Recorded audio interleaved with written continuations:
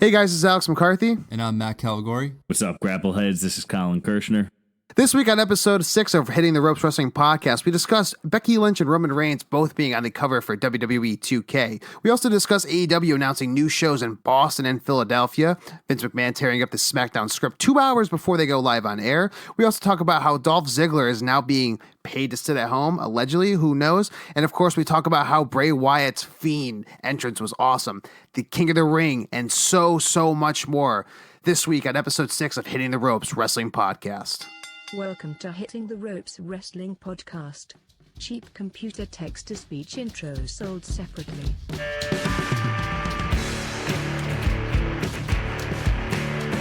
Thanks for joining us, ladies and gentlemen. This is the first time we're doing a live podcast. Welcome to Hitting the Ropes Wrestling Podcast. If you're new to listening to us, or at least watching us as well, we've been doing live streams as well, too.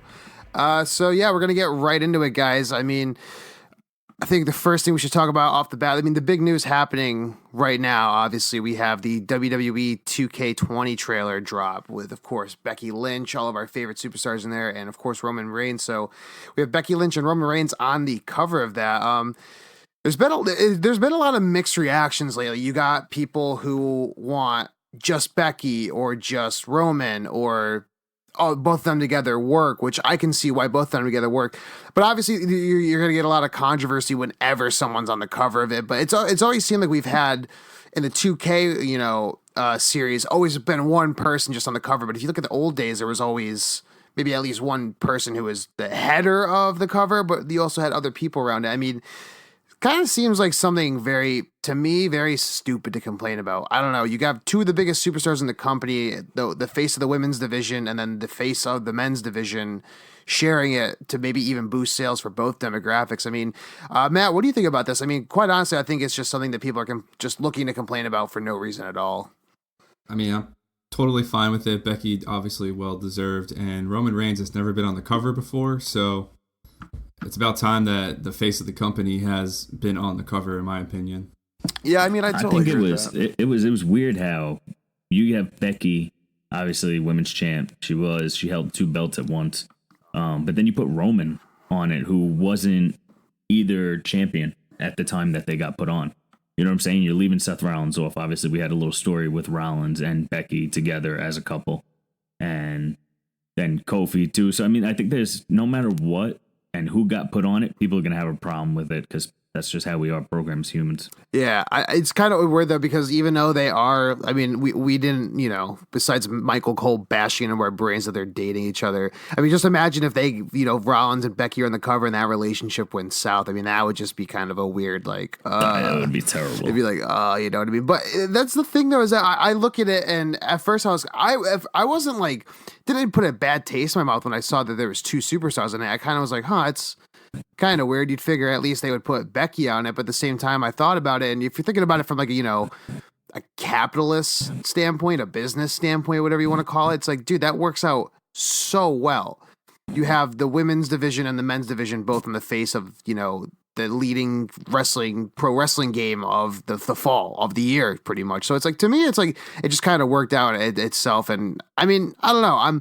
I haven't bought a 2K game in a couple of years, but the last time I bought it, Seth Rollins on the cover, and then I think AJ Styles is on the one that just came out last year. But to have 2 on it, we might get more downloadable content. We're definitely going to get a lot of creator wrestlers now on the online stuff with AEW around too, which is awesome. But I honestly think it's a good thing. Especially, what did you guys think about the trailer for it? I thought the trailer was very well done. Even it was a little bit short, but at least seeing Velveteen Dream in it, that sold it for me. Yeah, no, they definitely, once I saw him, I was like, damn, I wouldn't expect him to be on that. So does that mean he's going to be in the video game? I haven't played the last couple of years. Yeah, they usually do can this. Can you play as NXT characters? Yeah, wrestlers. Well, they have you can even play as AEW guys and New Japan guys too, because they have an online creator wrestler community where you can just go and download them for free. And people do, and venues too. It's fucking awesome.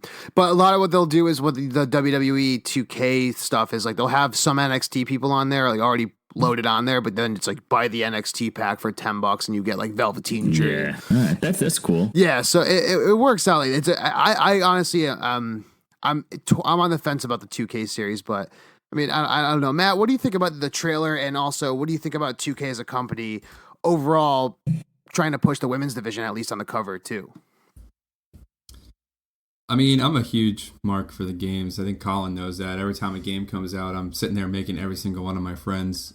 And He's not lying. Are you serious? Like you make like your real life friends like in the Creator Wrestler? Dude, and he's so good at it. It's crazy. Yeah. I'll be like, yo, do you want me to like stand next to the TV while you're doing it? He's like, no, dude, I got it. And like from memory, I've watched him make people when we were in the room, people that weren't around, like hundreds of miles away, and he just nails it.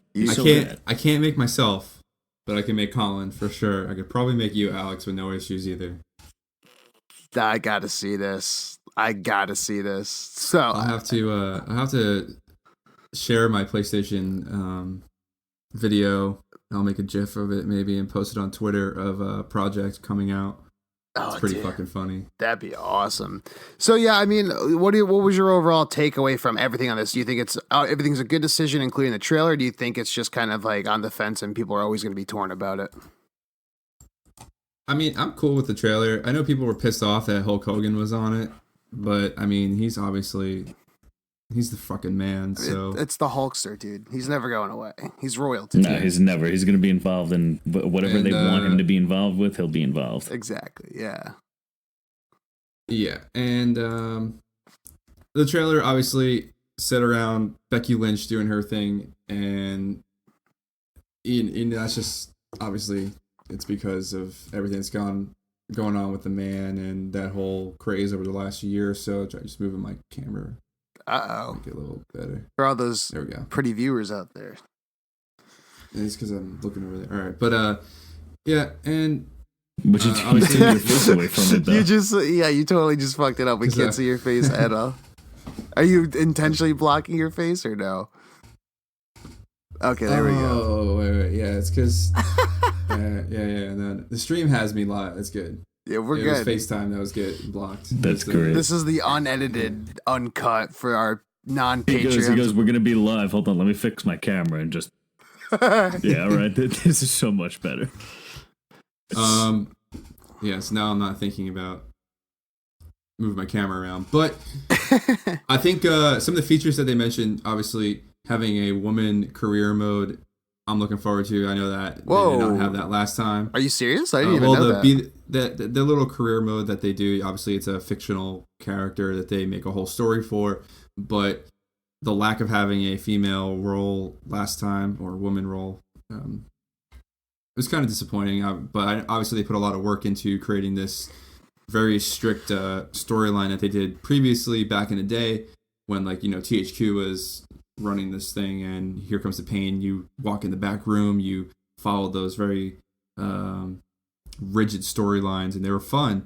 Yeah. And I like that they brought that back, and this time at least we'll be able to do two, because we'll have our main characters with a male and female role that we can create our customizable superstars. See, I didn't. Cool. I didn't know they had that. The career mode you didn't know they had? No, I mean, I knew they had, like, at least create something. I didn't know that they had left out a female part. Oh yeah, it's years prior. Yeah, and then put it back in. Yeah, it's been going on for a long time, and they've never had a career mode with women. I think maybe SmackDown Just Bring It might have had a women's one, but their career mode was like 3 matches, and that was it. But yeah, I didn't even know that they were gonna bring a women's career mode into it. So I'm actually, I hear that actually makes me pretty excited. I think we should. This is a great time. Put out a poll on our Twitter. What is the best wrestling game that they came out with? Did we do that ever? We haven't. I know it's going to be No Mercy. It's going to be No Mercy. No Mercy. You know what though? Know your role. I'm going. Everyone's gonna choose No Mercy. I'm going. Here Comes the Pain. I fucking burnt that disc out like so hard. Like I know a lot of people that think that's also the best one, but No Mercy. I got the chance to play No Mercy, so I was always playing NWO versus WCW on N64. So I never played No Mercy. Same engine though. Yeah, it is the same engine. Yeah, it is.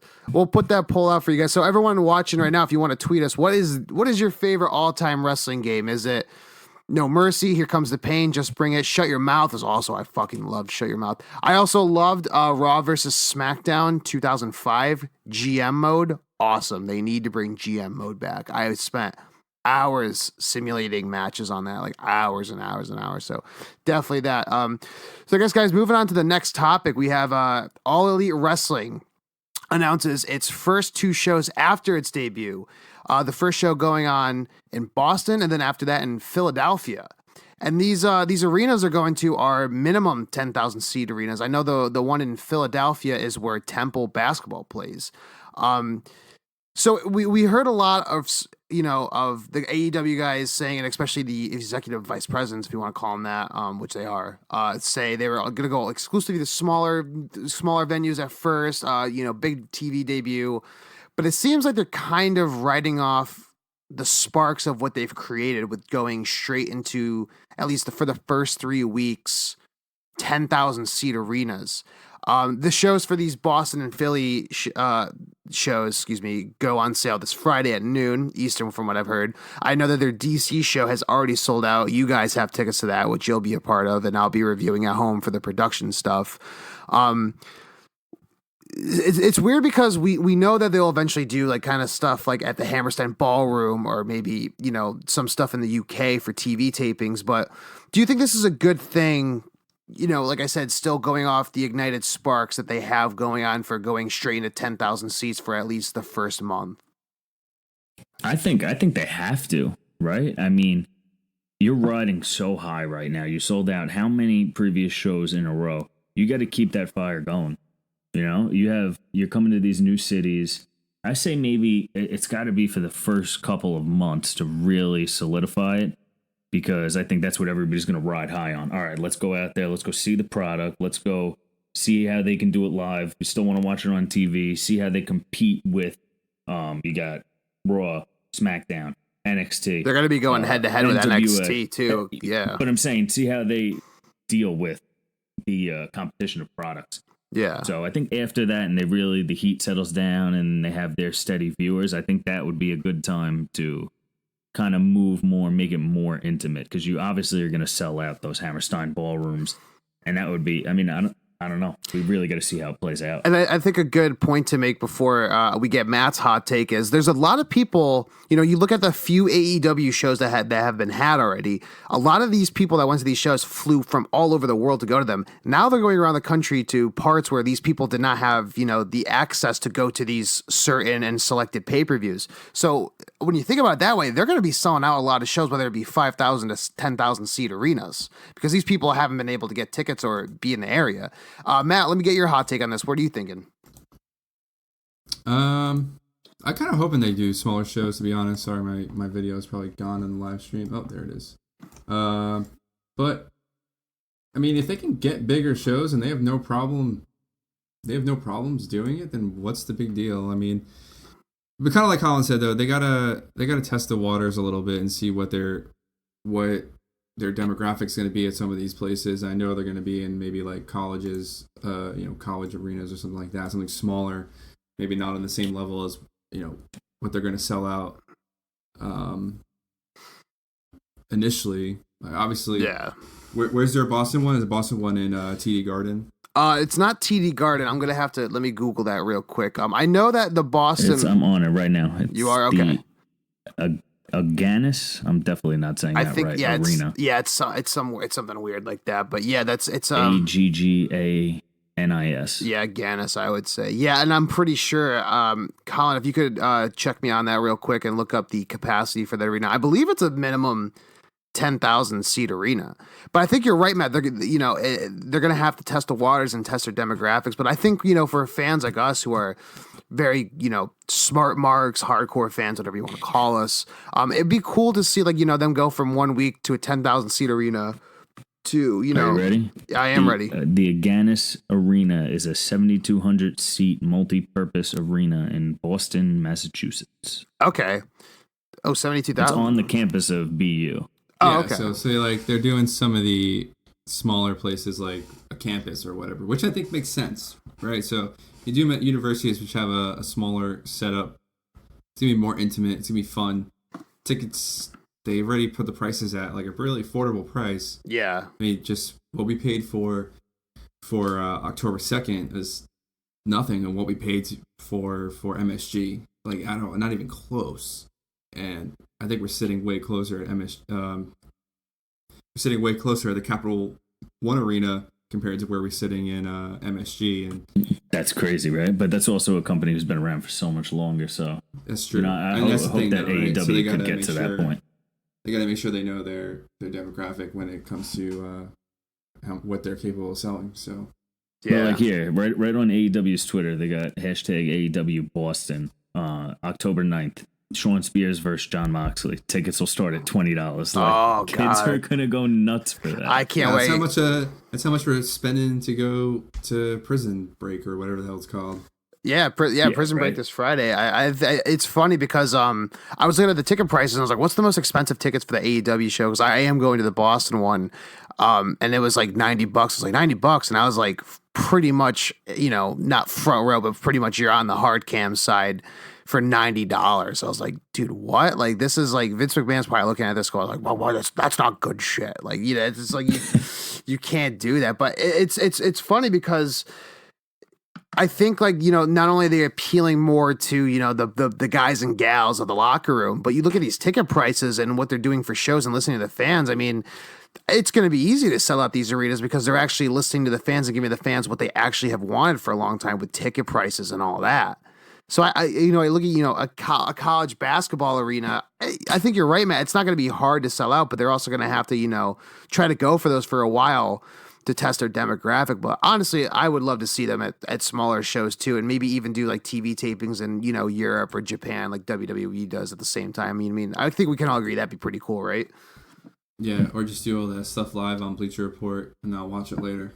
Yeah. He's like, because I'm not waking up at 6 a.m. to watch a show that's streaming in Saudi Arabia. Did I wake up to watch that Undertaker one? Do you remember? It was like 8 o'clock in the morning. We woke up after a whole night of drinking. Oh, no way. I put it on, and you're like, what the hell are you watching?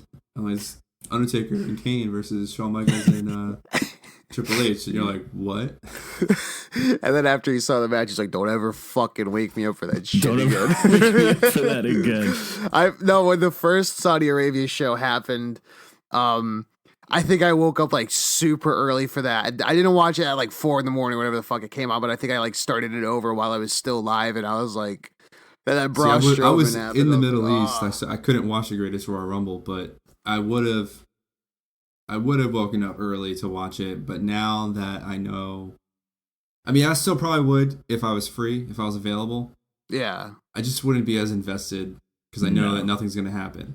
No, even though they claim it might, Yeah, definitely. Well, guys, moving on to our next stuff, talking about, we go from AEW to WWE in that last segment. A kind of news rumor, kind of news story. I don't know what to really call it on this one, but Vince McMahon tearing up the SmackDown script 2 hours before air.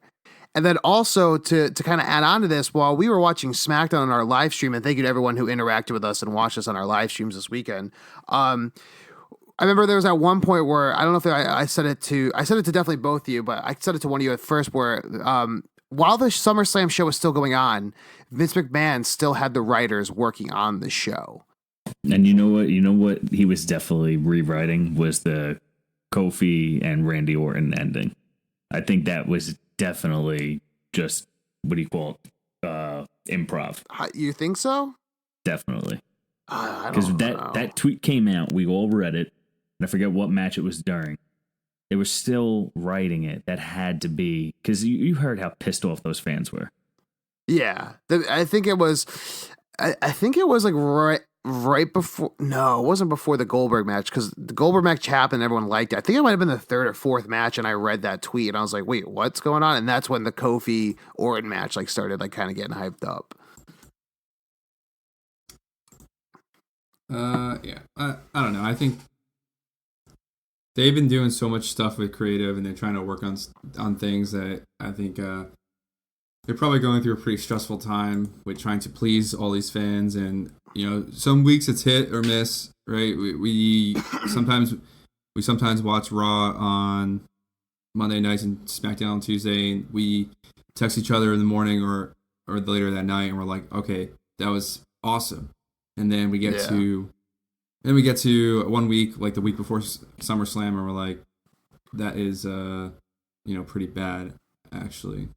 Yeah. And then next week, like, Raw was pretty good on Monday, and SmackDown was pretty good on Tuesday this week. What can we expect next week? Probably not so great. Raw, SmackDown. Yeah. You know, it's a personal and how you view it. I remember when I first started watching again, I was like, yo, this is terrible. But then I think if you stop expecting more, so to speak, if you stop living in a certain time and you take what they're giving you, the good really does outweigh the bad. Yeah, that is true. I'm putting out a tweet now. I mean, we're still in our news segment right now, but I want everyone watching at home right now.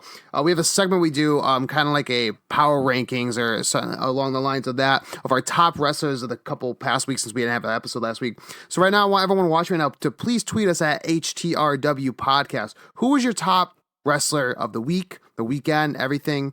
We're going to announce everything coming up in a couple segments. And yeah, we're just going to put that out right now. So, guys, going on from the Vince McMahon script, next we had Matt add this to our news. Matt, if you want to kind of get into this real quick about NWA, of course, now owned by Billy Corgan of the Smashing Pumpkins, one of the greatest bands of all time. I'm just going to put that out there. The NWA has a new weekly. Shut up! Don't you laugh at me, damn! I love that's. I mean, does he really need more of a plug? Oh no, he needs more of a plug. We need to make that merch money, baby. But anyways, to get down into the nitty gritty of it, the NWA announcing a new TV deal, a weekly TV deal, which I don't think they have a TV deal right now. I mean, I know they're doing a lot of stuff on the internet. Matt, I kind of want you to go into the story more since you added it. I saw this and I was like, oh, that's pretty cool. But I haven't really kept up with NWA. And I think a lot of people at the same time haven't really kept up with NWA in years. I mean, they were kind of part of TNA before TNA kind of split off into their own thing and that evolved in Impact and whatnot. Can you give us some details on the TV taping or what you heard Billy Corgan talk about? All I really know is that it sounds like, I don't know if it's a result of AEW and other wrestling promotions like AAA being successful, but the NWA, obviously a classic wrestling promotion going back to, you know, the days of the territories and everything, and I guess that company feels like Billy Corgan had purchased it, and he feels that they should be able to sustain their own, right? They've had help from Ring of Honor, they've had help from Cody putting on All In and defending the title there, the NWA Championship, which obviously is one of the most prestigious championships in wrestling. And it's time for them to try and do a weekly show and get that out there, so people are more invested in the wrestlers that they have signed to their promotion. And who knows where it can lead. It can add to more wrestling for us to watch if it's something that we can easily get access to, and just puts out, you know, it's kind of like a new age of the territories again. Yeah, that is true. You know, back in the day, you had WWF is. in the Northeast that was dominating everything. You know, WCW, NWA in the Southeast, and just random other territories elsewhere. But who knows if they'll be more successful than, say, someone like Impact or anything like that.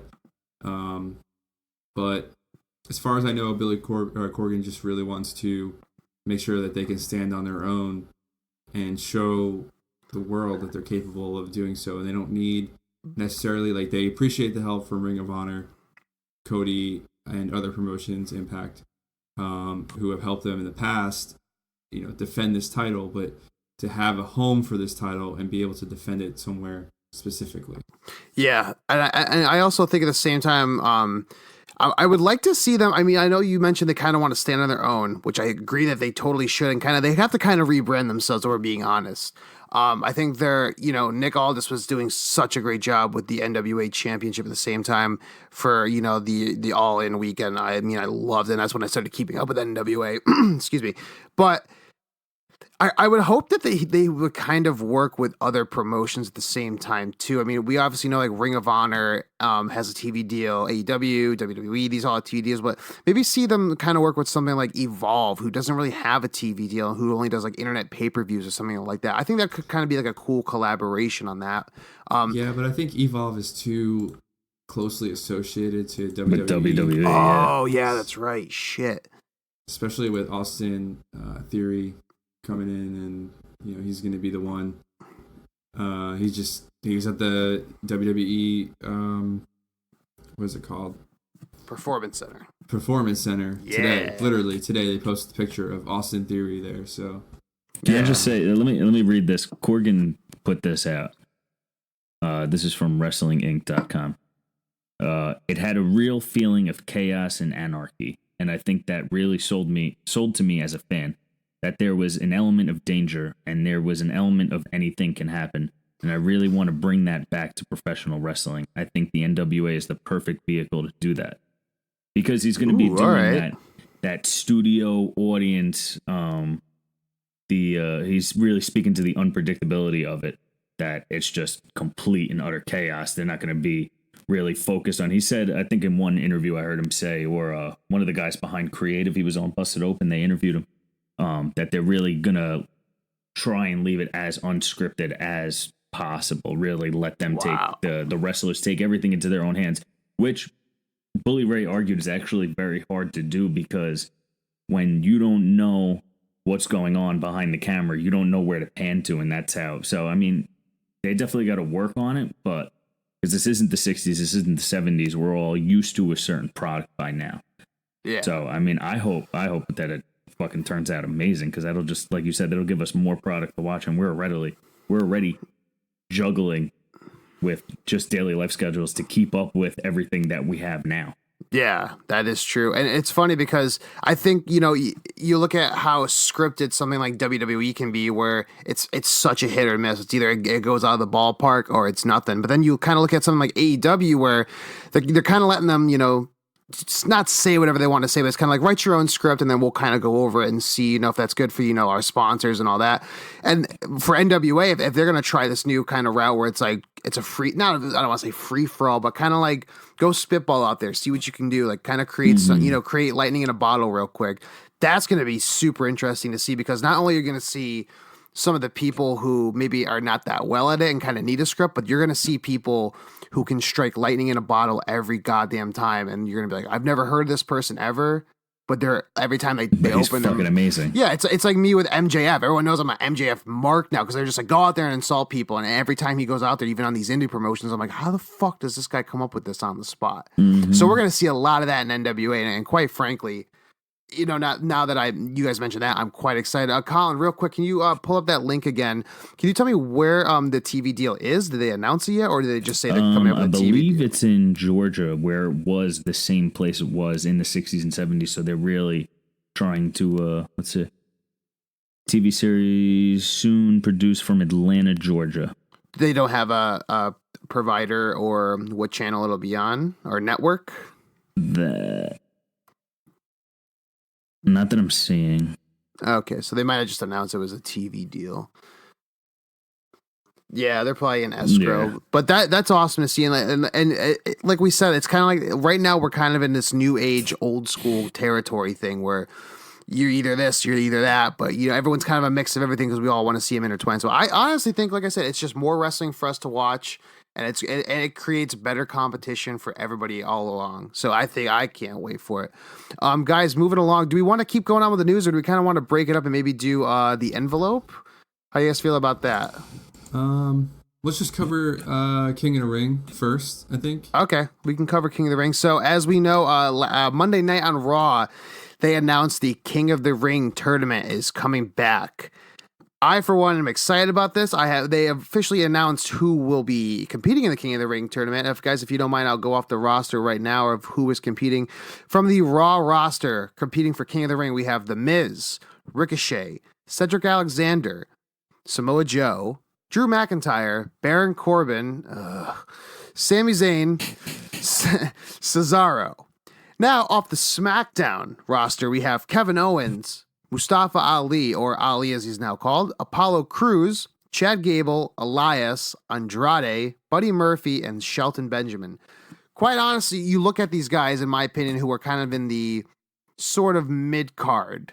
upper mid card, if you want to call it that. And these are the guys that I always think can knock it out of the park. And quite frankly, guys, I am very excited for this tournament. I don't know the details if it's going to be one night or 2 nights or just a process of elimination going up to King of the Ring, but quite honestly, we haven't seen a King of the Ring pay-per-view in I think a few years at this point. I think they may have had a one-off special in the last one when it was Bad News Barrett.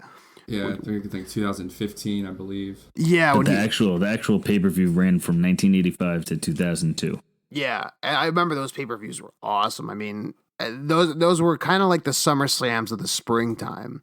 So why not bring it back as a pay-per-view now rather than when you have, let's see, Stomping Grounds, Extreme Rules? You're saturating your pay-per-view network, so to speak. Why not just throw in a King of the Ring and really make it what it used to be? Well, we got to make room for Great Balls of Fire. I mean, do you know what I'm saying? Is that really still a thing?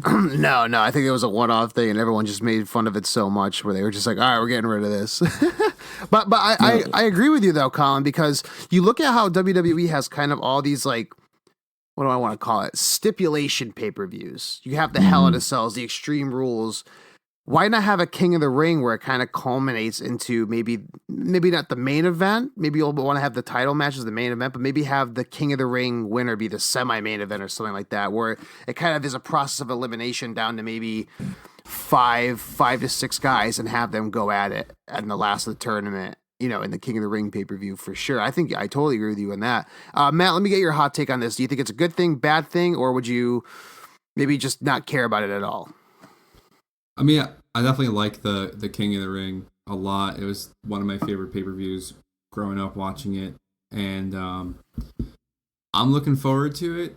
I'm curious of how... I mean, that means that most of the Monday night and Tuesday night are going to be King of the Ring matches. So, I mean, think about that. They pretty much solidified their storylines for the next couple of weeks.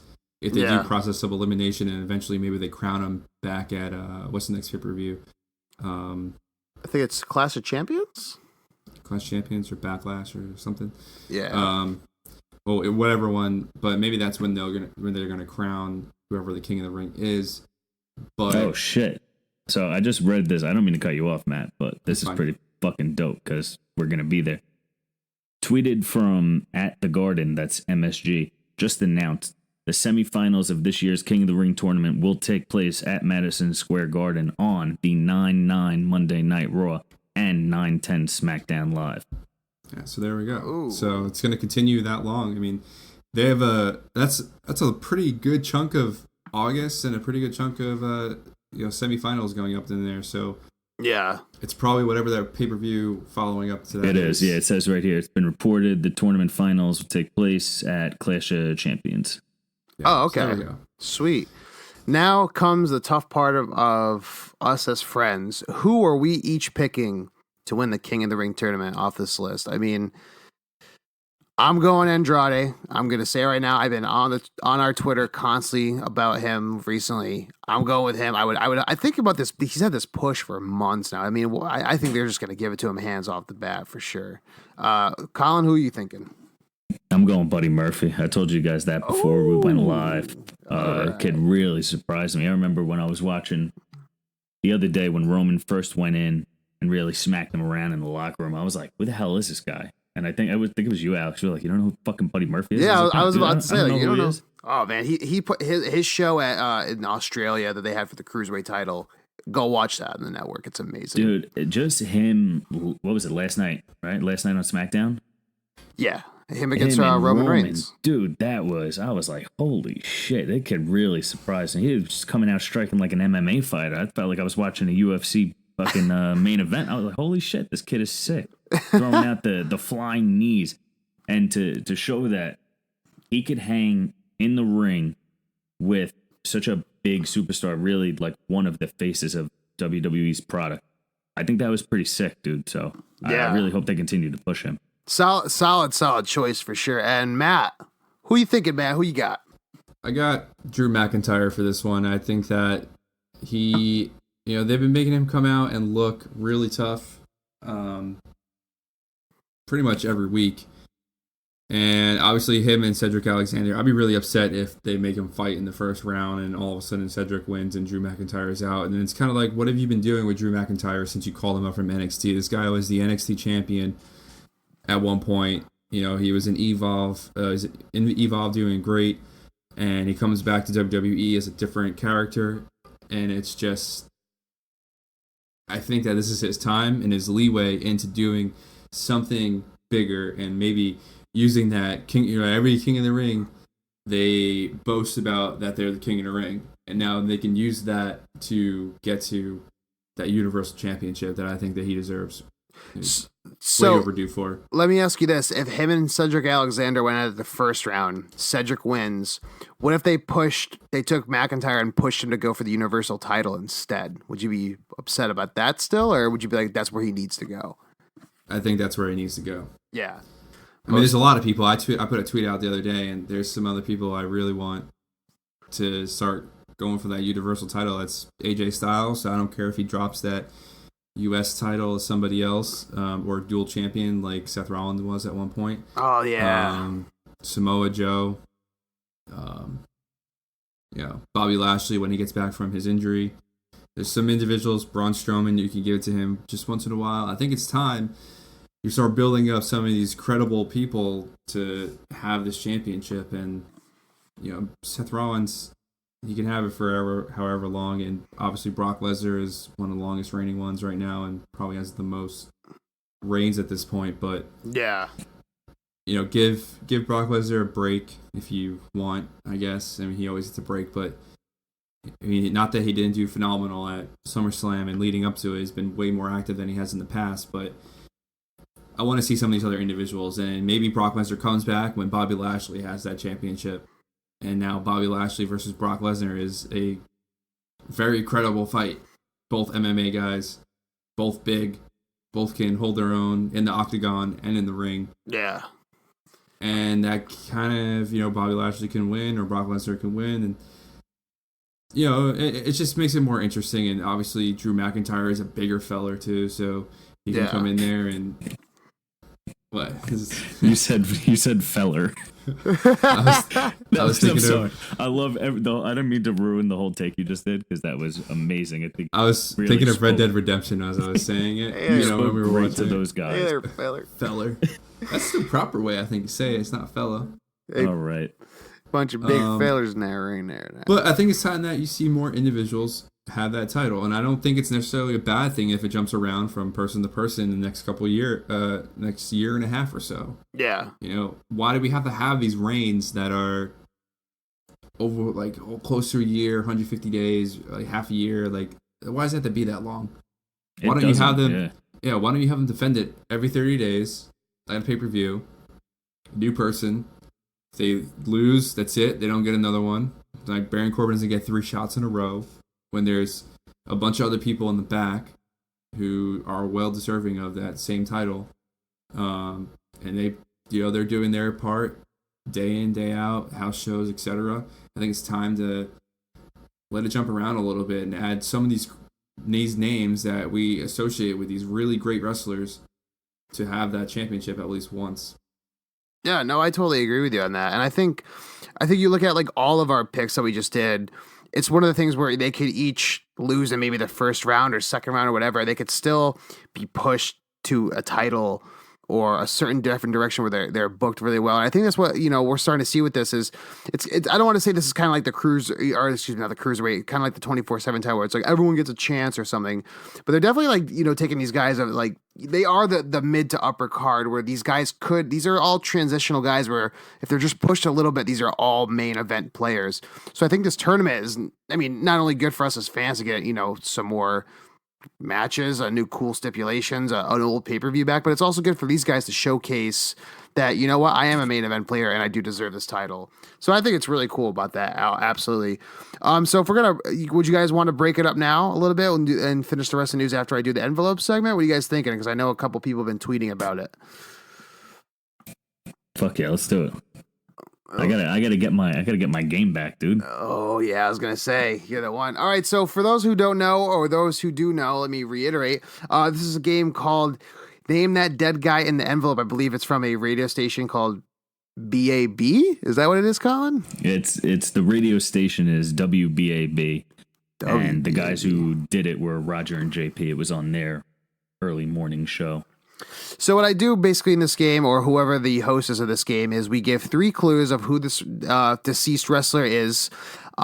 Whoever guesses it, shouts it out first, wins, but you have to get it within the first 3 guesses. Whoever wins gets to host next week's episode. And also, we just want to reiterate one more time, this is in no way making fun of or anything. This is all in memoriam to show kind of like a fun little game of accomplishments that maybe we didn't know altogether, or maybe one certain person didn't know, and just kind of stuff we can all talk about and be like, I didn't even know that shit. Oh my God. So, and I know last week we had Roddy Piper, and I guessed it because of the first guess, but I didn't get it till the second one. Where I was like, oh, he did midget wrestling and everything, but we talked about the titles he held and how he never even held a WWE championship at the same time.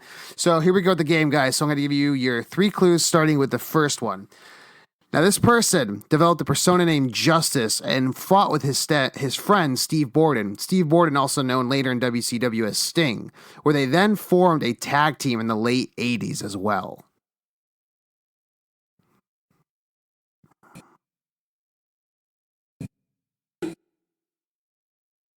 I can picture the classic WCW Yeah, right. stuff in my head. This wasn't even in WCW though. This is the Indies. Okay. But close enough. They were both signed. I can't. No. Maybe at one point they were on WCW. Who knows? And second guess, guys. What are you thinking? You want a second clue? Yeah, go. I'm good for a second clue.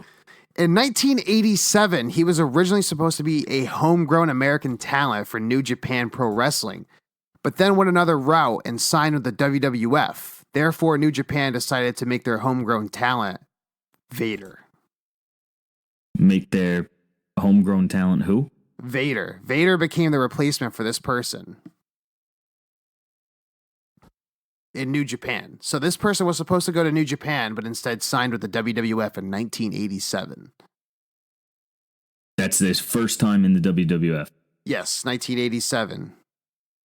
Fuck, I don't fucking know. I wasn't born until 1992. Trust me that you'll know this guy. You know this guy. I want to say somebody, but I don't know if I'm completely off the wall. Any guess is a good guess. Not off the wall, but I'm just going with a dead guy that I know. Matt, what are you thinking? A homegrown American? He was supposed to be a New Japan Pro Wrestler, as he was supposed to be advertised as a big American guy, this American wrestler. But instead, Macho Man? No, it is not Macho Man. But this person, instead of going to New Japan, signed with the WWF. Is it Lex Luger? It is not Lex Luger, no. Okay. All right. I want the third clue before I fail. So the third clue, and think about this really hard now. Many of his kayfabe feuds, also known as feuds that, he fought this person in the ring, turned into real-life shoots, and also turned into real-life shoots with Vince McMahon, leaving the company multiple times before coming back later in his life. Oh my God, that was such a good clue. Oh, you're struggling. I'm looking at you guys. The gears are turning though for both of you. Multiple shoots with Vince McMahon. He's had many fights with Vince McMahon, and real life fights with Vince McMahon, and also most of the times that he stepped in the ring with an opponent and for either a main event or just a match overall, he actually did have a real life heat with these people and did not reconcile until many years later.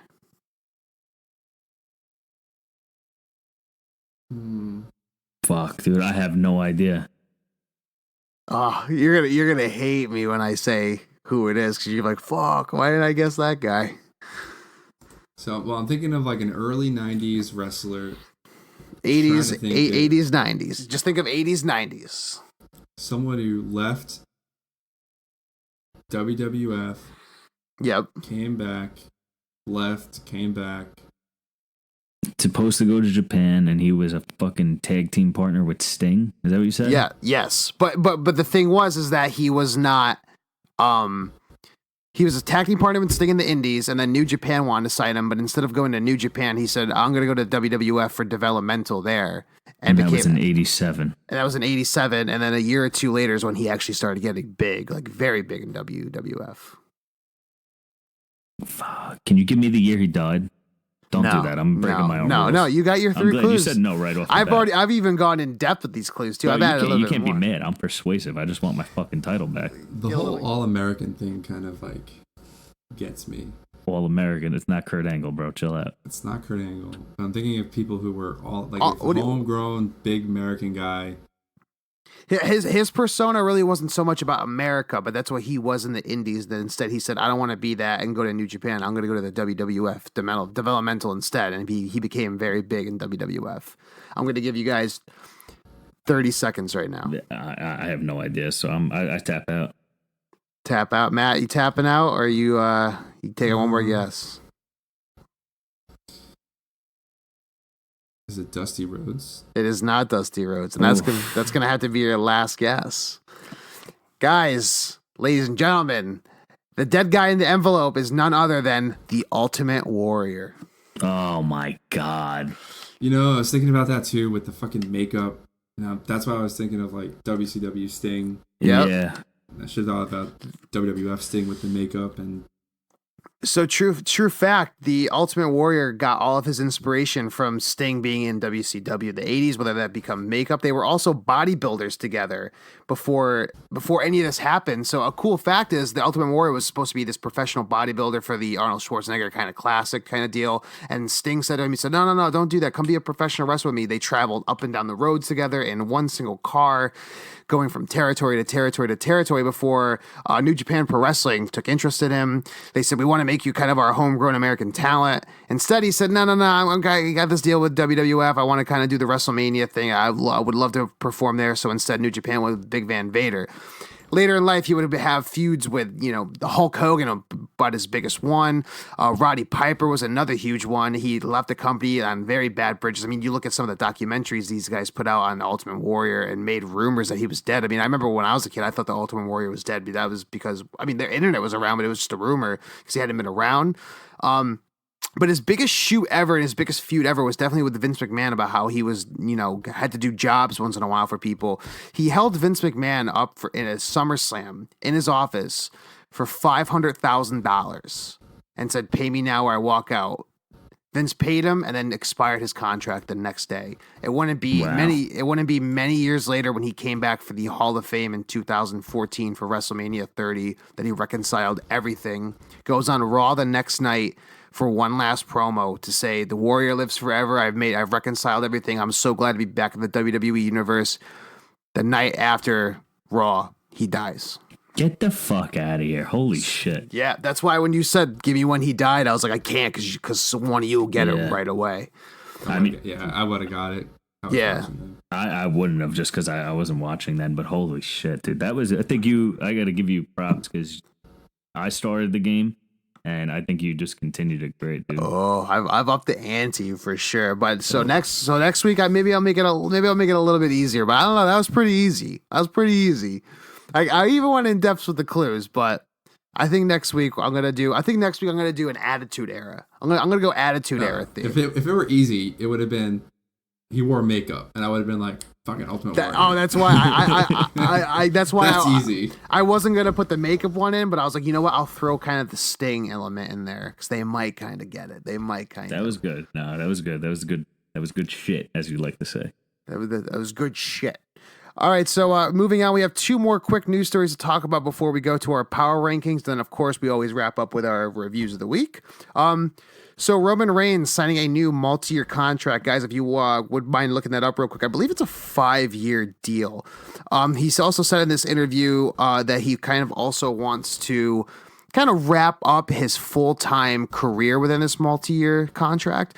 Whether that means we see Roman Reigns a kind of a John Cena schedule where he comes back once in a while, or maybe he only does TV. We don't know yet. But signing a multi-year deal, obviously, this is going to be a multi-million-dollar contract as well. I mean, are you guys stoked to see a little bit more Roman Reigns? Because for one, I never was a Roman fan until I started listening to podcasts and people said, like, watch him work, though. He's great. I'm excited for this. Well, let me get your guys' hot takes. I mean, I think, it's good to have Roman around, especially as the face of a company.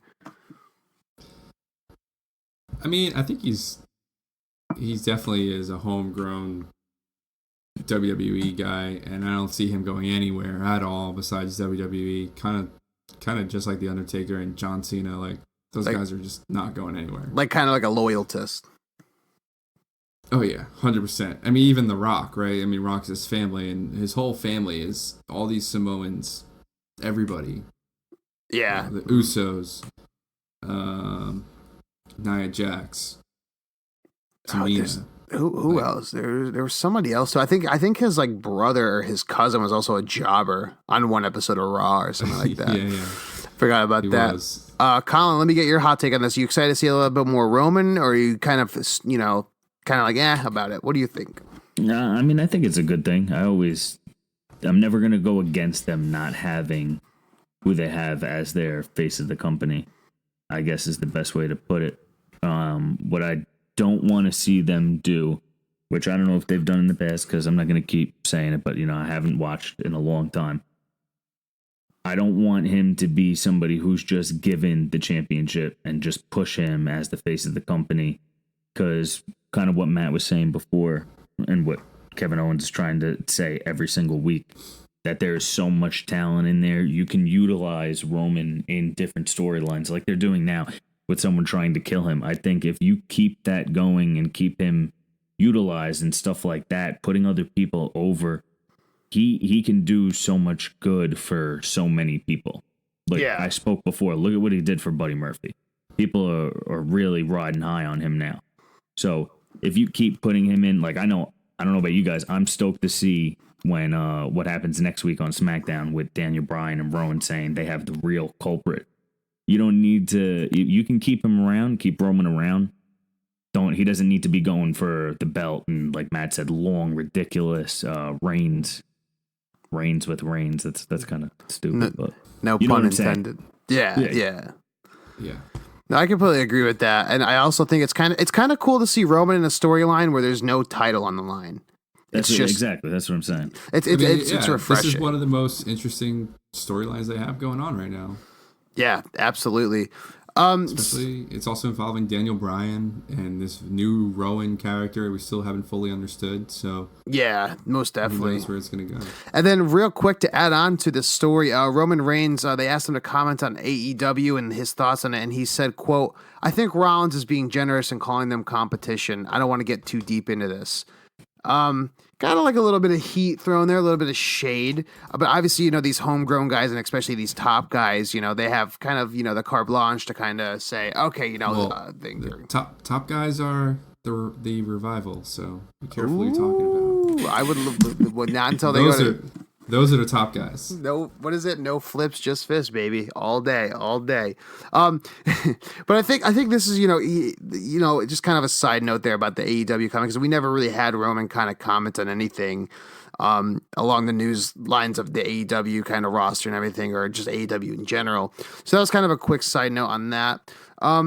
So moving on to our last kind of news story before we go on to our power rankings. WWE's next Saudi Arabia show will be Crown Jewel 2019 on the WWE Network. This will take place on Thursday, October 31st, the greatest day of the year, which is Halloween. In the same, how do you say it? Riyadh? Is that how you say it? Riyadh, Saudi Arabia, I believe. But this also, with this news story, this means that because this will be on a Thursday, we have to remember, guys, that on October 5th, SmackDown is going live on Fox on Fridays. So think about it like this.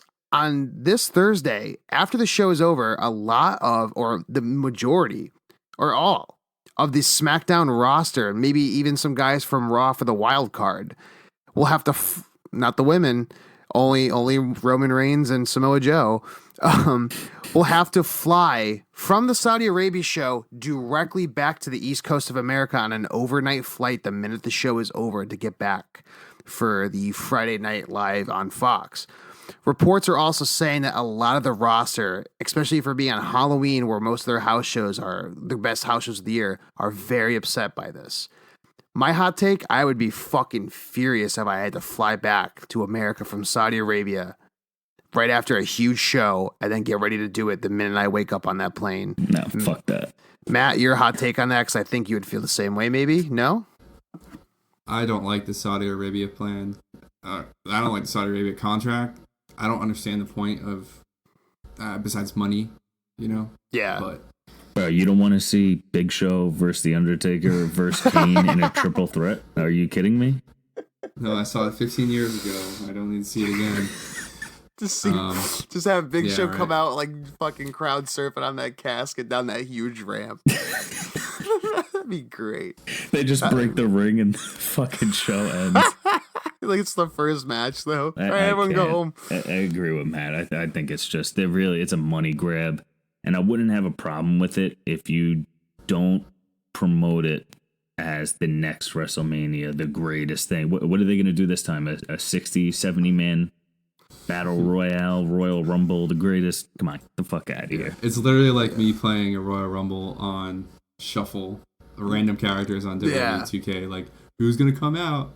Yeah. Oh my god. Then you're like, don't get me wrong. Fandango. I'm all for having wrestling in every part of the world and showing the product off, especially if it means that they're getting paid more money for it. But I mean, just don't promote it. Don't promote it as the next fucking WrestleMania. Put it as one of these little fucking pay-per-views that you do every 30 days, and we'll still watch it.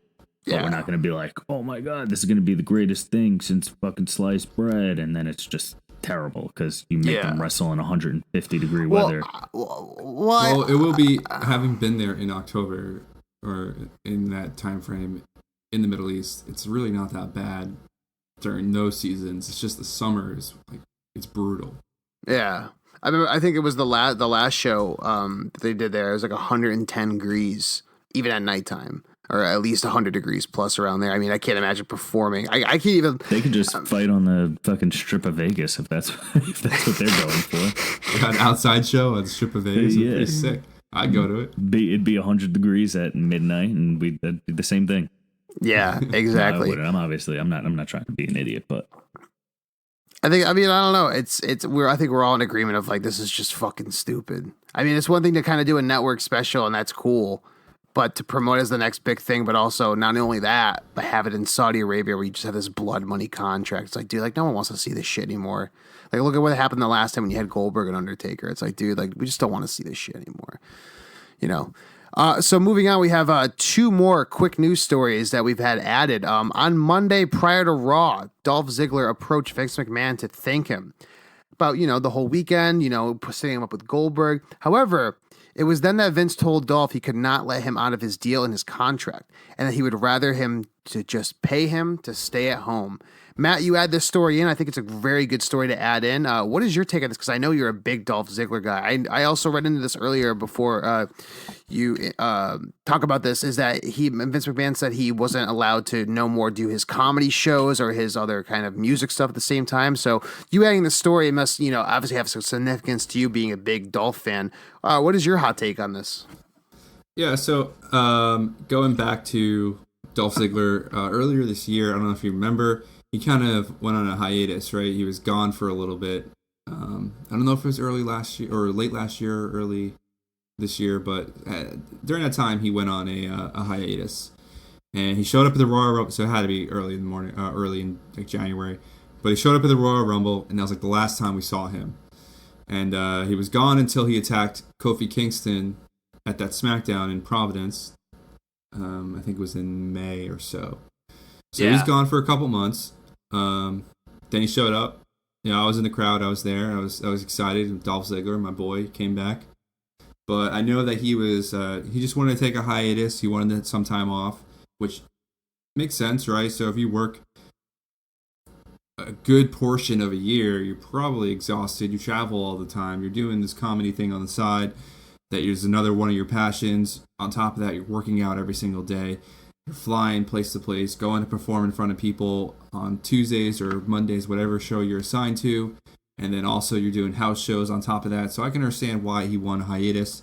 From what I understand, though, Dolph Ziggler was given a handshake kind of deal with Vince McMahon about, let me work up until SummerSlam. After SummerSlam, I will, I'll show up at the Raw, and then that'll be like my last day. And then if you could let me out of my contract. I don't know what Dolph Ziggler intends to do, if it's still wrestling related after his contract expires, but according to some news sources, that Vince McMahon was not happy with that, and that's where this headline came from, is that he'd rather just have him sit at home and pay him to do nothing than let him go somewhere else, which...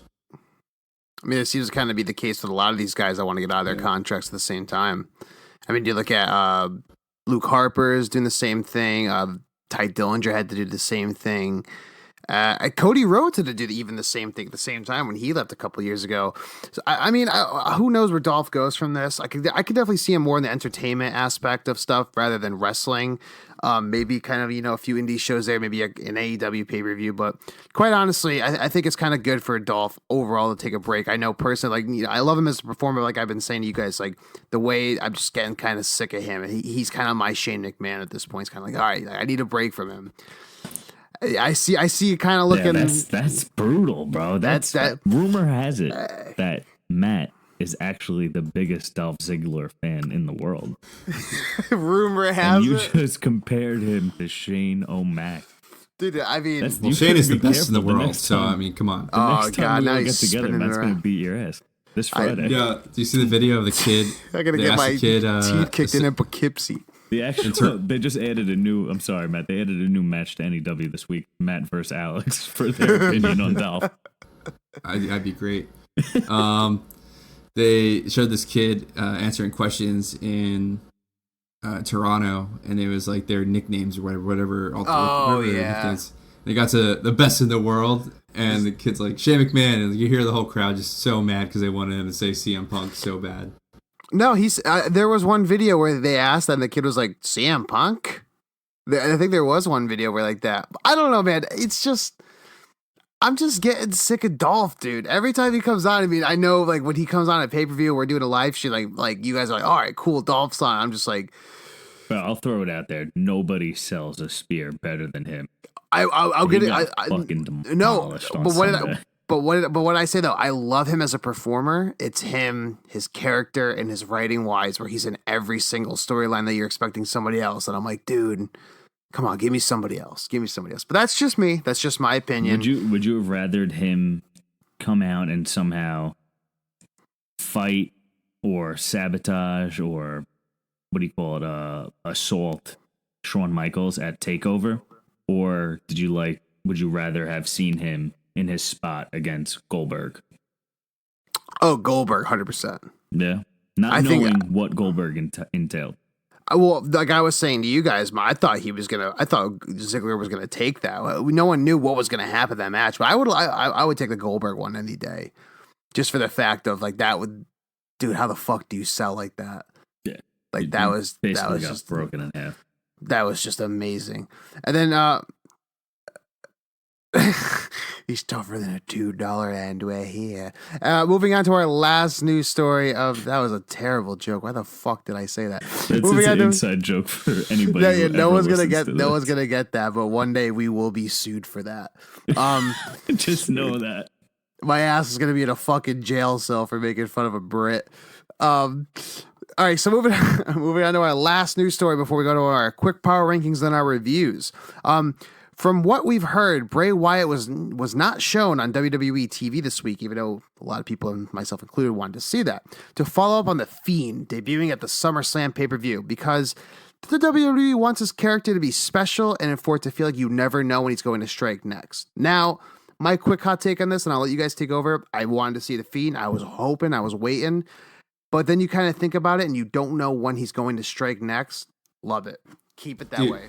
What if he shows up on NXT against Gargano?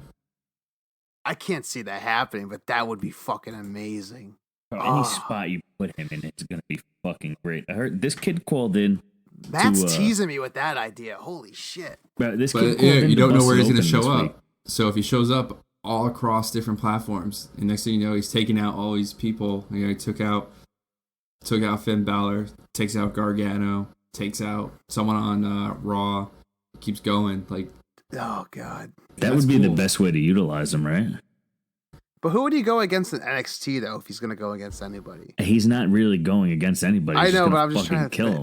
I know. It's too early to go against Aleister Black. Right, they want to save that for WrestleMania, but I don't think they should even go to WrestleMania. I think this should be something you ride out for even longer.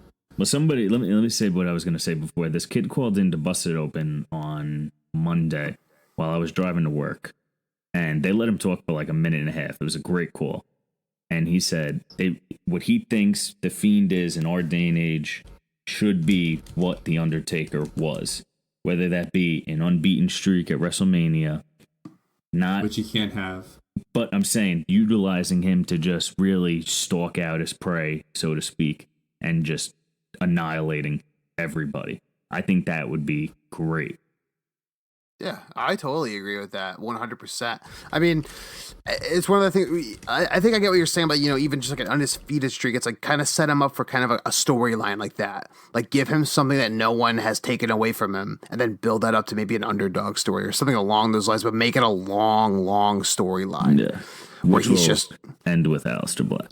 It's got to end with Aleister Black, which will end with Bo Dallas being part of the tag team with him. Bo Dallas's brother Abigail. Yeah. I mean, like, come on. Like, if you have his real brother eventually, like, show up there, too, is, like, maybe he shows up in the Firefly Funhouse one day, but he's also just as weird. And then they combine their two little catchphrases now. Right? I put a tweet out about it, but, like the let me in or let him in, let me in or whatever. But Bo Dallas, he can be so creepy with you just have to believe. Yeah. I'm just But if you mix that together and like believe, like let me in, but you just have to believe. It could get really eerie and kind of creepy. It could, yeah. Using his actual brother is a good. I mean, not right now, right? If you want to do this with Bo Dallas, you need to build him up and you need to think of something really fucking sick. I'm just picturing like the Fiend running around the ring with all his ring gear on with thumbs up. Like Bo just fucking doing circles around the ring. And everyone's like, what's wrong with the Fiend right now? Like it's not like that though, right? No, so, I know, yeah. The Firefly Funhouse version of Bray Wyatt obviously is the whole jolly guy. And that's exactly what Bo Dallas is like too. Oh, but shit. When Bo Dallas, if he takes on this ego that, the Fiend has the similar way, then it could be something really interesting with a character you're not doing anything with and utilizing chemistry between two people who probably wrestled each other their whole entire lives. Kind of like we talked about, brothers in tag teams they've been wrestling each other their entire life and they know what they're doing. Yeah. Right. You put the Hardy Boys, the Young Bucks, the Lucha Bros, these people who are actual brothers, their chemistry is just phenomenal when they go against other individuals. And I'm sure Bo Dallas and Bray Wyatt have trained together at one point, even if they didn't really come up into WWE at the same time. But it's just it's an interesting aspect for a character you're not using. So yeah, most definitely. I would give it like 6 months or a year and then bring him up and do something weird with him. Yeah, no, I totally agree with that, especially the point where you make where Bo Dallas is kind of creepy in his own little way. So to bring him on the Firefly Funhouse would just be awesome. So moving on real quick, guys, we're going to start kind of wrapping things up along here. We're going to do our power rankings, and then we're going to start our reviews of NXT TakeOver Toronto and SummerSlam. So let's get right into it with our power rankings of the past couple weeks. Right off the bat at number 10, kind of my pick in a weird way, I have Jay White, the Switchblade himself from Bullet Club. Always hitting on all cylinders. This guy is always doing his thing. He's great. He's been New Japan Heavyweight Champion. But as we know, Jon Moxley has been undefeated in the G1, and Jay White was the first one to kind of bring him down right away. I know you guys aren't really keep up with New Japan that much, but I'll tell you guys, this match was built up. They only built it up for maybe a week, but it was built up so well when they announced it in that 1 week that, man, what a classic. And of course, Jon Moxley's been doing nothing but classics in New Japan, and Jay White's been doing them for a while, so that's why I got him at number 10 for sure. And then we have at number 9, the Triplemania show from the promotion AAA. I had never watched a AAA event ever in my life. I mean, I think you guys can say that the same for you guys too.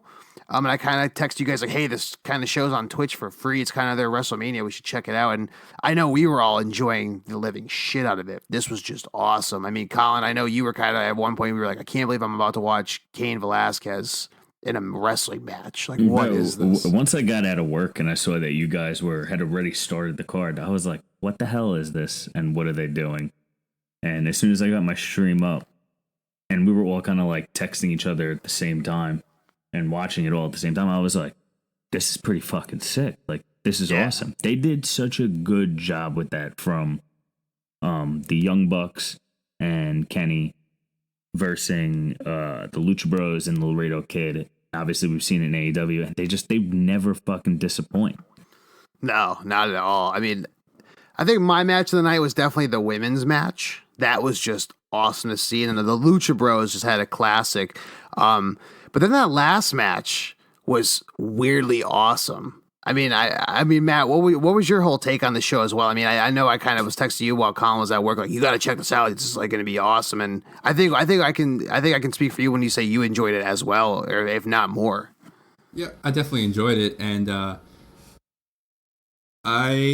lot of people I don't know who they were. Obviously, we saw some familiar faces. There was a lot of AEW people there, and that was good for me to be able to know who was in the actual match. And that last match, though, man, like, it was so hardcore. There was so much blood. That guy got hit with cement at one point. We were all like, what the fuck? He was hitting him with a hammer. I just remember getting that text after I saw him get hit in the head with that concrete or whatever, and I was like, I was like, is that concrete? And the first text I get, it was like 5 seconds after, was kind of like, bro, is that a fucking cinder block? Like, like we were just like, wait, what was that? And I just remember, I was like, oh, dude, there's a lot of blood in this match. Like, this is crazy. Where's all this blood coming from? And I believe it was Matt or Yukon, one of the two, who said, dude, all that blood is inside of his mask right now. And there's already so much on that ring. This guy made mask, like, soaked it up already, so it was already saturated with blood and just had nowhere else to go. And then on top of that, them cutting his hair off.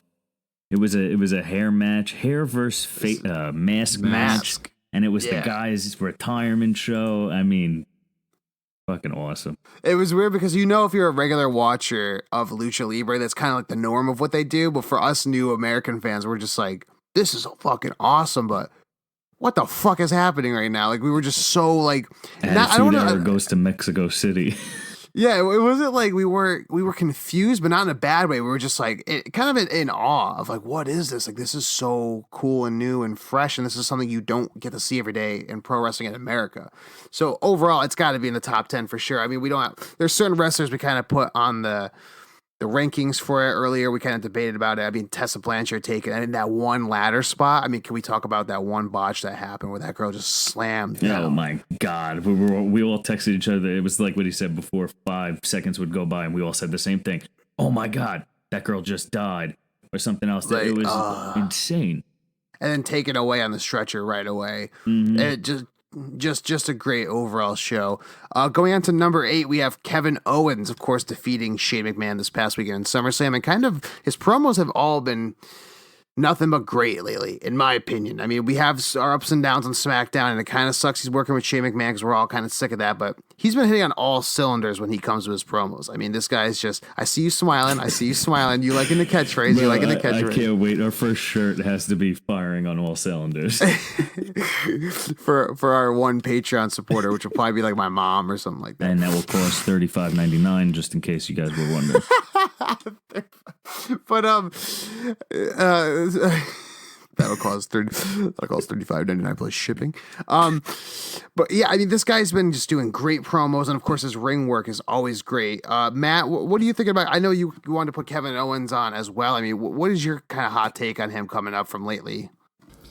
I think he's just an interesting character as of late, with the whole turning this Shane McMahon storyline that everybody's so sick of. They're sick of seeing Shane McMahon. They're sick of, the best in the world shtick, and then they get to Kevin Owens, who's absolutely great on the mic when he just unleashes, and he actually can back up what he says. And his match at SummerSlam was just fun. I mean, yeah. There's a lot of people giving the match flack online. I didn't get why, because the crowd was hot for it. Us sitting at home, we were like, this is awesome. This is a lot of fun. I mean, I totally agree with you on that. Yeah, and I think even up until yesterday, like his match yesterday was pretty good, and his promo with he opened up the show, and he's just continuing to keep doing what he's doing. And I don't know where the storyline's going to go if he already beat Shane McMahon. Yeah. Or maybe it's kind of just like... That's the number one problem. I think I could see more people giving him more flack after last night's SmackDown, because we all kind of thought the Shane McMahon, Kevin Owens story was done. Obviously, it's not. That's how they open up fucking SmackDown last night. Yeah. That's the only problem with it. But, I mean, Kevin... The problem with the story, not the wrestler. True. Very true. I think the wrestler still needs to be on the top because he's doing everything he can definitely. to make a weird story, a repetitive story, good. Yeah. To keep us talking about it and enjoying a match of SummerSlam. Absolutely. So going on to number 7 on our power rankings, my pick for the King of the Ring winner, I will say, and he will do it, goddammit, Andrade. I mean, this guy's been having classic matches after classic matches. I mean, he had him and Johnny Gargano had the first 5-star match in, I think it was 6 or 7 years that had been WWE. And this guy's just always been born into greatness when it comes to WWE. He's just getting pushed massively. It's funny because he's been having this kind of series with Rey Mysterio, and I was getting like sick of it. I was like, all right, they're putting on good matches, but I'm just sick of them being together every week. And then this past week, they just absolutely, I was like, no, keep this going. Please keep this going. Like, this is just so good. So I got to go with him. I mean, guys, what is your quick take before we start to kind of go down the list more on Andrade real quick? Yeah, I mean, they're both obviously phenomenal athletes, right? You have the legend in Rey. You have Andrade, who obviously hasn't been around like Rey has, but the way they work together is just awesome. And that was it. Like, you could have said that match could have stole Raw. Unfortunately, they do what they love to do in making it a 2 out of 3 falls match. Yeah. So, I mean, I hate to see that, but I still had to put him on just because of how he wrestled and his persona. And yeah, so I had him up there. Absolutely. Matt, quick hot take on Andrade? He's just a great performer. His match with Rey Mysterio was kind of boring on Monday, but he's definitely up on there in the power rankings just because he needs to be, and then we'll see what he does in the King of the Ring, and I look forward to whatever match he's going to put on. I know that it's going to be they're going to have to put on some really good matches in order to be the King of the Ring, so hopefully he'll stay up on the power rankings. Obviously, I know you're hot on this guy. I've been talking about him. I thought he was going to be the Royal Rumble winner back in January, so yeah. No, absolutely. And I mean, we'll see where it goes from him, but maybe he'll get to number 1 someday on this rankings. Who knows? So number 6 on over the top rope rankings, we have Adam Cole, baby. I mean, this guy, I mean, what can you say? He's going to be on it for a lot of these over the top rope rankings. I mean, always fires on all cylinders. I know Colin likes to hear me say that. He's just everything this guy does, he does. Everything he promises to do, he does. You can believe him within his storylines. His promos are simple, yet they go right to the gut on this guy. I got to put him on here, of course, and I know you guys aren't. His takeover match was phenomenal. I mean, everything this guy does is great. He's always going to be on here at some point. You know what I'm saying? I wish we could have put him higher, and I think the only reason we didn't is because so much stuff happened in between takeover to SummerSlam to this week's Raw and SmackDown. But yeah, man, this guy really, if I could say this in a way that would speak to a fan level, this dude stole my heart, man. I love watching him wrestle. I love the atmosphere that he gives the fans. Everybody's into it. And for a 2 out of 3 falls stipulation, killing it. Dude, we were all watching, and for anybody who live streamed it, you could see, we retweeted it a bunch of times, how stoked we were when he won. We all jumped up screaming. I don't remember the last time that's ever happened for me. If it wasn't a sports team winning an exciting game, but for one fighter, one wrestler, TakeOver 25. Yeah, and it was Adam Cole. So I mean, yeah, he's got to be on there, like you said, day in, day out, week in, week out, episode, whatever we do, whenever we're coming at you.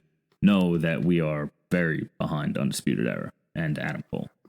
Oh, absolutely, for sure. And I think that kind of sums up what we all think about Adam Cole for sure. Going on to number 5 on Over the Top Rope rankings, we have Buddy Murphy. I mean, the guy that Colin is very hot for at this point, maybe second to Adam Cole at this point in your rankings, personally. I mean, this guy's always been, his kind of nickname is the best kept secret in WWE. And I had seen his matches earlier in NXT a couple times and thought he was always really good. And then he became a singles competitor. And his match at Super Showdown in Melbourne for the Cruiserweight title, an instant classic. And for him to go to his home country to win, I mean, I'm telling you guys got to watch this match. It was great. And the reaction after is like the roof comes off this fucking stadium of like 70,000 people. But then we kind of see him. He went from kind of 205 Live and having the Cruiserweight title to now he's kind of somewhat of a main event player and he's on the main roster. And this guy is he's killing it. He really is the best kept secret. I mean, Matt, what was your initial reaction? I mean, we heard earlier about how Colin was loving the match on SmackDown against Roman. I mean, what was your first initial reaction to that match while it was happening? I thought it was going to be a squash match. And then once they actually started performing, I was like, oh shit, like they're actually not going that route with this one. Not showing Roman Reigns as like this big, powerful dude that's going to take out this cruiserweight. I mean, even when you look at the two, Buddy Murphy's a fucking huge guy. And they even mention how he's no longer restricted to the 205 weight class, which I don't even know if he was ever a 205, to be honest. Yeah. But, he showed that he could still hold his own in a powerful match, and still can do his cruiserweight moves.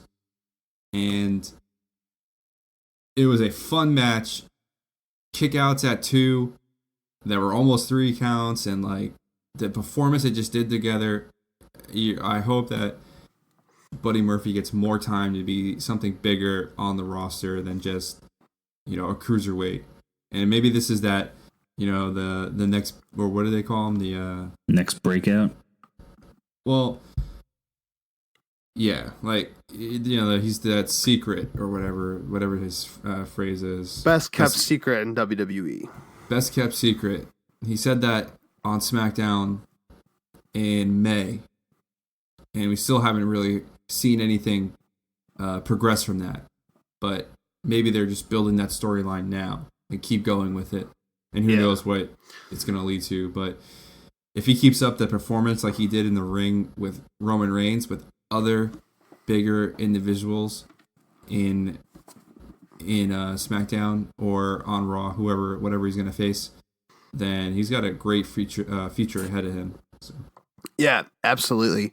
Then going to number 4 on our Over the Top Rope rankings, we have Bray Wyatt, otherwise known as his new persona, The Fiend.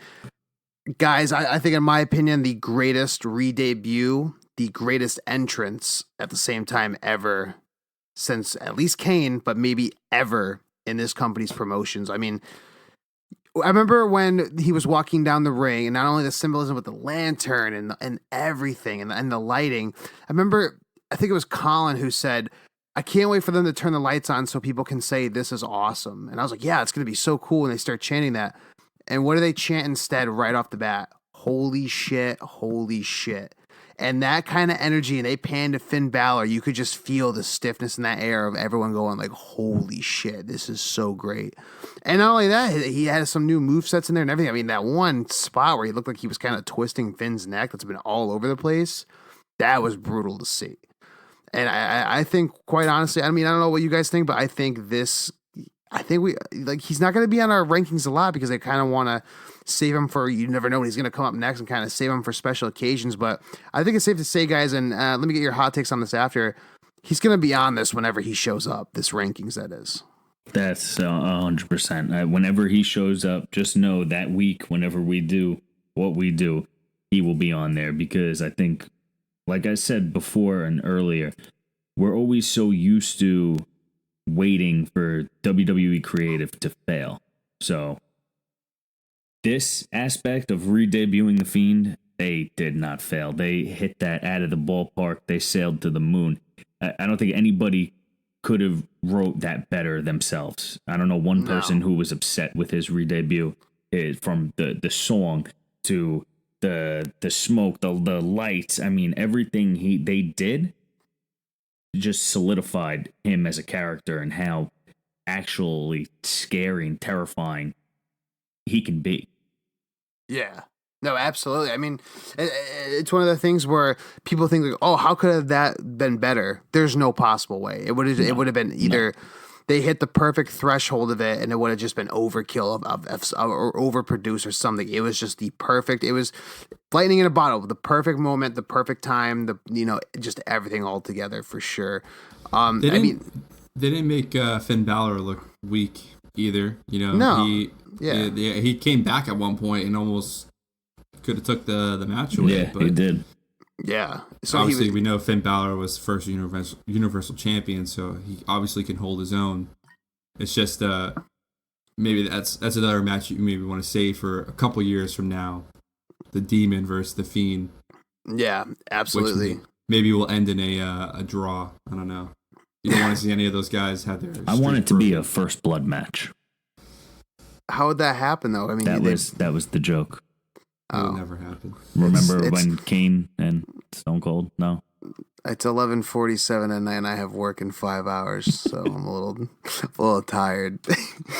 So moving on to number 3, we have Roman Reigns. I did not have him on my power rankings. Nothing against him. Just want to get your guys quick. Well, let's make this quick so we try to get to reviews. Colin, you first. Why do you have Roman on your power rankings? You have to put him on there because I think he really he takes who he thought kind of manipulated him in the locker room, Buddy Murphy, tries to beat the shit out of him, but really Buddy Murphy's holding his own with him. So Roman gave Buddy such a good rub that, I mean, you couldn't have asked for any better. We've already touched on it multiple times, so I don't want to keep beating a dead horse, but you got to put him up there. He's got such a good storyline with him now that he's not going for a title push. He's involved with his own thing. All cylinders. Yeah. You know what? To steal Alex's catchphrase, Roman is firing on all cylinders right now. And here we are. Okay, so Matt, let me get your quick hot take on Roman real quick. So I think you take that weird storyline of that forklift driver knocking the thing over with him, then it being an accident, and we kind of turn it into something interesting, right? We get the clip of Buddy Murphy in the background. Oh my God, this is the guy. Let me go after him. Completely goes in there like the fucking boss, right? Everybody leave, not you, Buddy. Hang out. Really made Roman look strong and back on top at that point.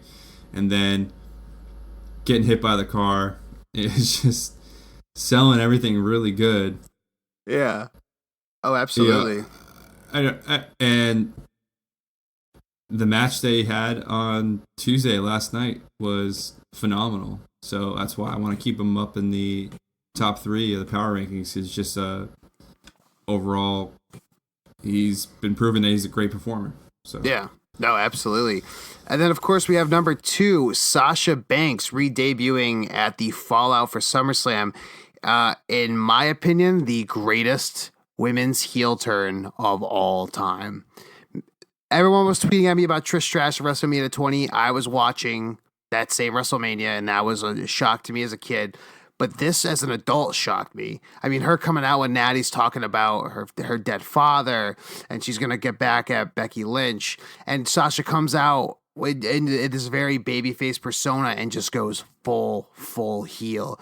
You can't beat it. I mean, what do you guys think? I mean, you can't beat it. In my opinion, this is just the greatest women's heel turn of all time. That if we would have put that on our usual reviews, I would have given that a 97, whatever an A+ is for us. I mean, I've never seen her before and what she was, because I started watching at WrestleMania. Once she came out, and I know everybody, every time we get together, we're always like, oh, is Sasha Banks going to come out? We said it at SummerSlam. We said it at one of the other pay-per-views we watch. Oh, is this the time that she comes back? Is it? And then it fucking happened. And I was like, am I really fucking watching this right now? I said, this is crazy. I think I counted when she was hitting hitting Becky with the chair shots. It was like 10. I think she even clipped her in the head. I was like, this is fucking insane. When she rips the wig off and she's got the blue hair, I'm like, this is awesome. Yeah, absolutely. Matt, what was your first initial reaction after everything happened? I was kind of skeptical of her coming out at the time. I was a little confused. I was like, why is she coming out when Natalia is literally talking about her dad and the 1 year anniversary? I was like, what a weird time for WWE to debut Sasha Banks. I didn't really know where they were going. Obviously, she came in the ring and acting like she was all like sympathizing with her and talking about, she was like pointing up or whatever, and then she fucking turns on Natalia and just goes all out on her. And then that moment when you hear Becky Lynch's music come out, like, I don't even know why Becky Lynch came out. Like, she's gonna help Natalia because she wants to beat her and take her title. I don't know, but when you heard Becky Lynch's music and that look Sasha Banks did when she turned around and looked at her, just like, oh no, like, bring it on, bitch. Something like that, like bring it on, bitch. And it was kind of just like, why am I dealing with you right now? Yeah. And she showed Becky Lynch why she's the boss. So now we're gonna get the boss versus the man. Oh yeah. What's gonna happen, and I also want to know where Bayley is gonna be in this. There's obviously they're best friends, and I want to know what's going to happen with Bayley. Is she going to go heel as well? Hopefully. She's kind of foreshadowed something, but who knows? But yeah, she came out strong. She hit her with all those chair shots, and the boss came back and boss showed is up. back. The boss is back in town, bitch. But anyway, so oh god, ladies and gentlemen, it is very late for me right now. I am very loopy. I sound like I've had about 5 White Claws, and this is definitely gonna get edited out. But for those on the live stream, hopefully you don't record and bring this back years later.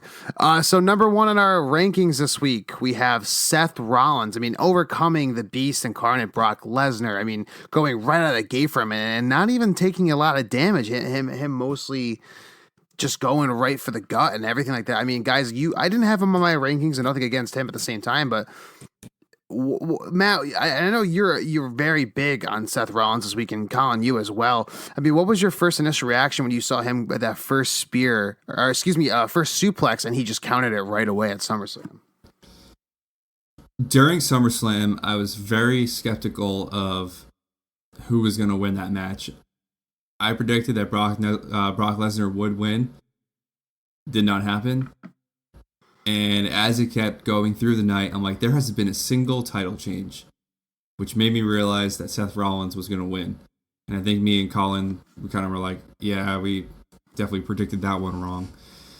But the reason why Seth Rollins is number 1 for us, for me and Colin, putting him up there as number 1, is you look at what his promo was on Monday before SummerSlam, and it was complete rubbish, complete garbage. Then he goes out and does, he didn't come out with a limp or anything. He didn't come out with a chair. He takes all that stuff, and it's like he does that backflip after he tries to get German suplex. And you're like, oh, he found a way to overcome the Beast again.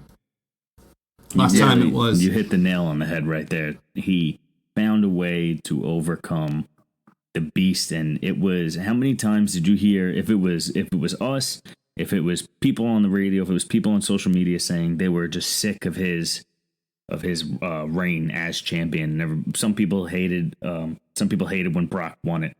We didn't. I know we didn't. Me and you, because we love Brock. But his reign and his defense, everything, it got so old. People actually turned on him, and that right there, that match, even you could feel the energy from the crowd. The energy was like 50-50. People were loving it. People were hating Brock, loving Seth. The other way around. And at the end, Seth really won over everybody, right? Yeah. it was kind of like it was definitely like kind of like a, not, I don't want to say an underdog story, but definitely kind of the one where it's like the hero of the day wins. Mm-hmm. Like he finally got back what is rightfully his, and he fought so long to keep. So I totally agree with that. And you know what? As much as I can disagree with, like, rankings sometimes. I mean, I think about like what he did this weekend of going right after Brock. Like that takes a lot of balls to kind of sell it that way too. So I think definitely deserving for number one. It was also like Brock Lesnar was toying with him a little bit. Like he could have ended it probably way earlier if he just would have stuck to a more rigid plan. Yeah, they said earlier it was like he was playing with his food before eating it, and that was really his downfall. But we don't know what Paul Heyman said to Brock Lesnar in the locker room. So kind of interesting where that's gonna play. I would like to see, maybe as we get closer, Hell in a Cell or something, they'll bring back like the Armageddon Hell in a Cell, 6 people in a cell. God, yes, please. With Brock Lesnar being one of those individuals, and Seth Rollins, and name another 4 people that we want to see on there. That would maybe be that's awesome. how Brock Lesnar gets the title back, but. Oh God, I would love to see that. But see, that's the thing about Brock, because I know I had him on there too. I had him on my personal power rankings, is because he did such a good job with Seth. What have we always heard? Brock doesn't like to come around. He's a part-time champion. He doesn't defend. He really doesn't like people, and you're kind of seeing him more and more. Him coming into his new persona and being around more. Being on more episodes, maybe not to defend so much, but if he wanted to and he didn't like Seth Rollins, he would have demolished him. I think really that speaks to the kind of person that Brock was, that he really gave Seth that rub and really put him over. Yeah, absolutely. So, ladies and gentlemen, that is our over the top rope rankings of the week. We're real quick to wrap it up right here. We're just going to kind of give our letter grades of what we thought of NXT TakeOver and, of course, SummerSlam. Matt and I giving NXT TakeOver a B+, 88 for Matt, 89 for myself. Colin, what would you give it? Would you say you're right around that ballpark, or maybe an A-? I'm definitely, if I'm not at a B+ or an A-, I'm right up there with you guys. We watched it together. We live streamed it. Everybody we all had the same feeling. So if I was going to go right off the top of my head, I'm doing probably high B+. I'd go right in between you and Matt with an 89. Yeah, I mean, overall, the matches were great. I mean, obviously, we all know the match that stole the night was the main event, but even seeing Io Shirai in her first kind of big takeover as a singles competitor, as a heel, great overall pay-per-view. And then moving on real quick to SummerSlam before we wrap it up right here. Myself giving it a B+ at an 87. Matt giving it a solid B at 86. And of course, Colin giving it a B+ at 87. So pretty much all within the ballpark right there. Quite honestly, this show was a lot better than I expected. I mean, the biggest high of the night definitely for me was The Fiend coming out. But just overall, I even the Goldberg match, amazing. I mean, just awesome and fun to watch. You had such fun moments on the show, and quite honestly, this kind of reminded me of a bigger stomping grounds where we were all going into it like, oh man, I don't know how this is going to play out, and it ended up being a really, really fun pay-per-view to watch. You know what I'm saying, guys? Yeah, I agree, and I think we had a good time watching it, and it didn't really let us down. Like it wasn't. It didn't feel like I wasted my time, even if there were so many title retains. It still was very interesting, and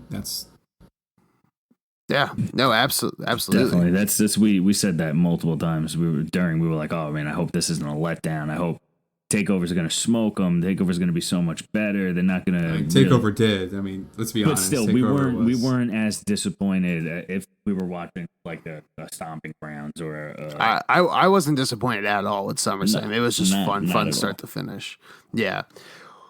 Well, guys, I think that's it. I mean, this is our first podcast too. We're kind of live streaming on Twitter, which I think we're going to be doing a lot more of because it's a lot of fun. So make sure you follow us on Twitter at HTRW Podcast.